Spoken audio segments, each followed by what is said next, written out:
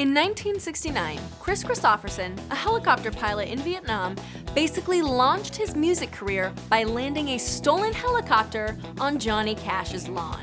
And it worked. Let's start at the beginning. Kristofferson was a Texas-born military brat. His father served in the U.S. Army Air Corps and later became a major general of the newly formed U.S. Air Force. Kristofferson excelled during college, which is truly an understatement. He was selected for a Rhodes Scholarship, one of the most celebrated and selective international fellowship awards in the world. He was also a Golden Gloves boxer, making his mark in the amateur boxing circuit. Smart, talented, athletic.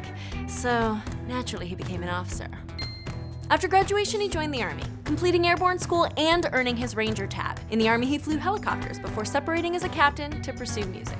Rolling Stone called him one of America's finest songwriters, but it didn't happen overnight. He found himself struggling to make ends meet in Nashville. He worked on oil rigs, flying workers around Louisiana, and then moonlighted as a janitor at the recording studio where Johnny Cash was signed. He tried to give his demo tapes to Cash, and even June Carter, but they all went unheard. To help support his family, Kristofferson joined the Tennessee National Guard. That's when he had a moment of insanity. Or genius, depending on how you look at it. One day on a training flight, he deviated from his planned route and flew instead to Johnny Cash's Hendersonville house on Old Hickory Lake.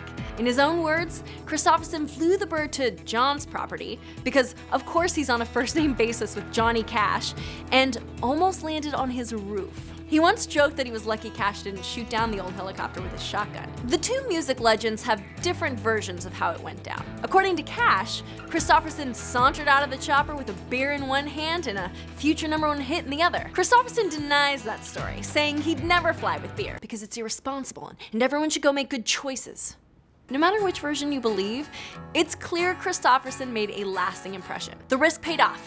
Johnny Cash ended up recording the song Kristofferson was trying so hard to get him to listen to. That song was Sunday Morning Comin' Down, and it would lift him out of obscurity. The two went on to work together many times, and Kristofferson would go on to enjoy a very successful music career, and even a running acting career.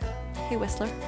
Kristofferson is a 3-time Grammy Award-winning artist and a member of the Country Music Hall of Fame. He was also honored with the American Veterans Association's Veteran of the Year Award. The old soldier has been known to hold some bold views about the military. When accepting the Veteran of the Year Award, he suggested that military service should be a requirement for our political leaders. A Vietnam War veteran would know best that you don't have to support the war to support the troops. So, here's to you, Captain Kristofferson.